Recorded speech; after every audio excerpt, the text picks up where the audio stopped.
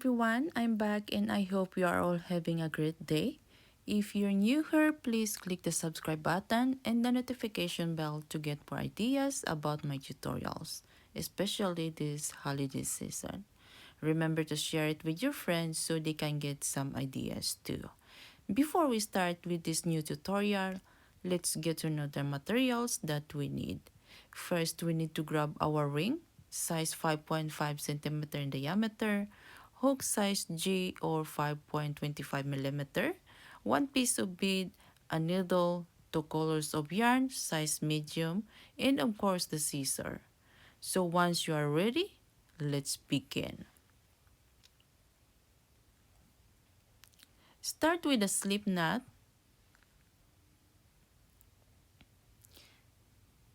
and then yarn over to your ring.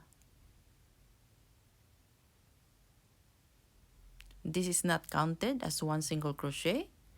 Now, let's make 42 single crochets around the ring. I have 2,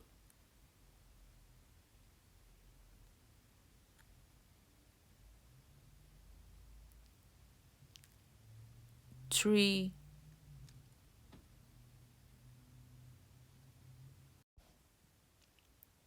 4, and 5. So go ahead, keep going your work. Then if your work does not fit, push it backward to include it in your work. It's squishy, but that's fine as long as you have medium or size 4 of yarn and keep going. And I'll show you how to start the next steps.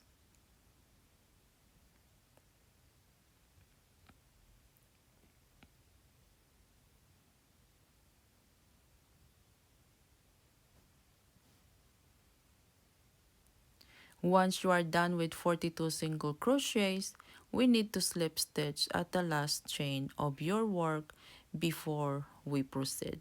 But before you make a slip stitch, grab the second color, pull through to complete your slip stitch, secure the thread at the back, and then cut the first color of your yarn.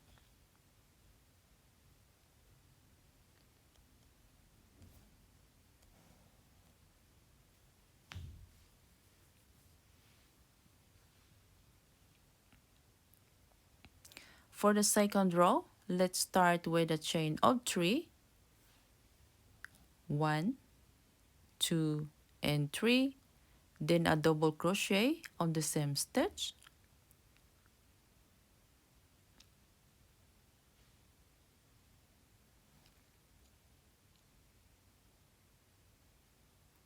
Now pull your thread a little more, then turn your work.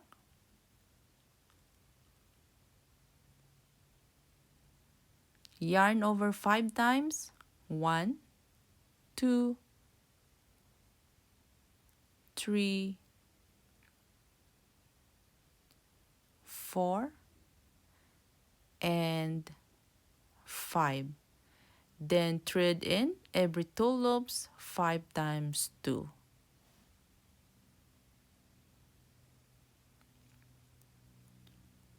One,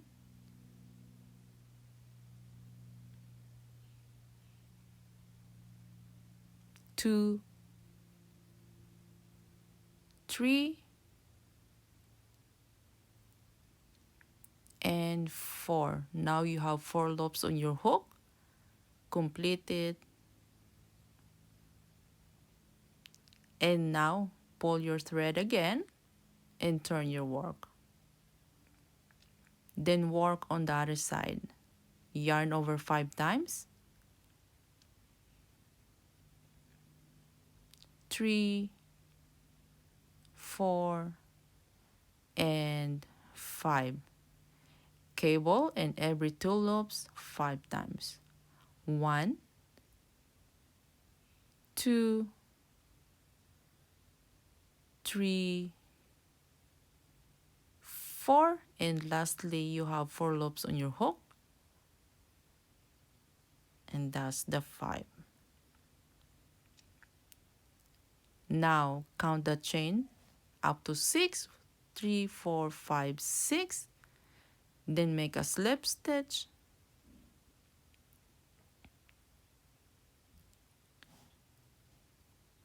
And this is the first set of our work.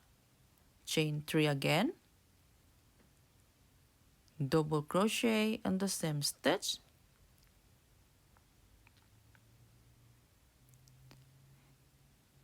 And repeat the process. So we need to do 7 of this around. So go ahead, do your work, and I'll wait you on the last set. Now I have 3, 4,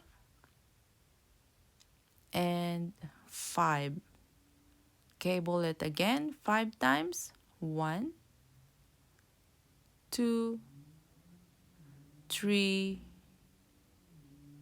4, and you have 4 loops again, and 5.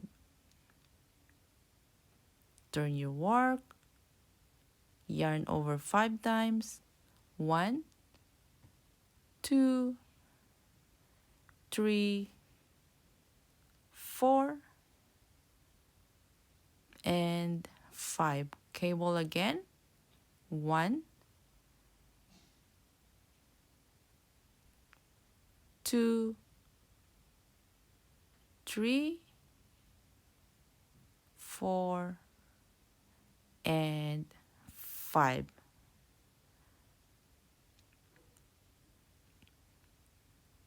Now go back to the base, skip 6 chains,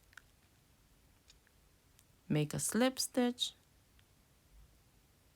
and repeat the process.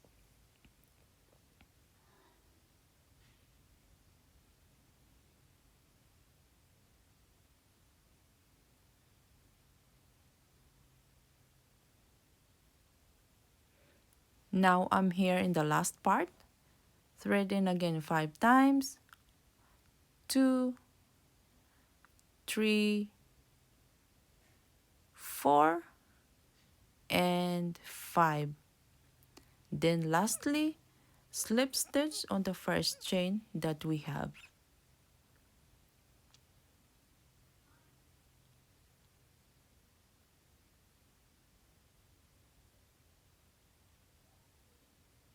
Now make a chain of 20 or 25 for hanging purposes.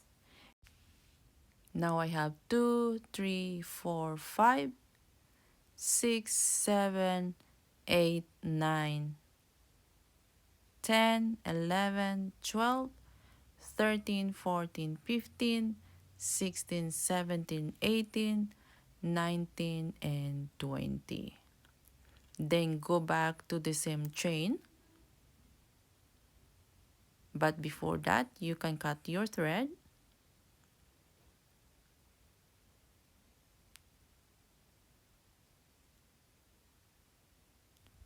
Then secure your work.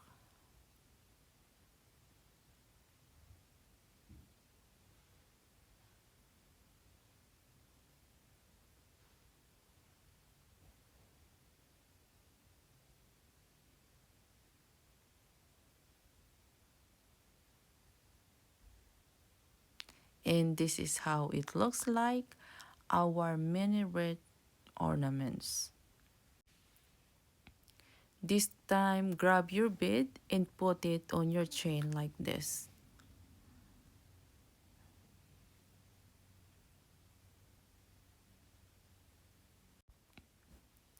You can use the smaller hook here. It's fine too to grab the chains on your bead.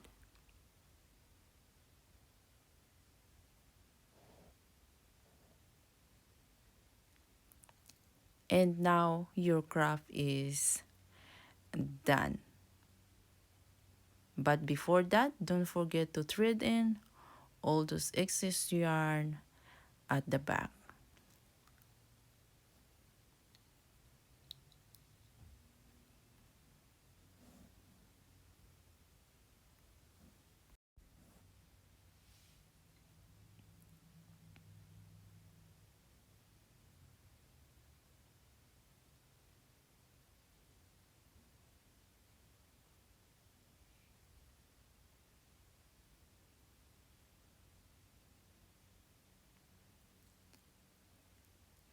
Hope you guys enjoyed this tutorial. Please remember to subscribe, comment below, and share with your friends. Happy crafting everyone. See you on my next video.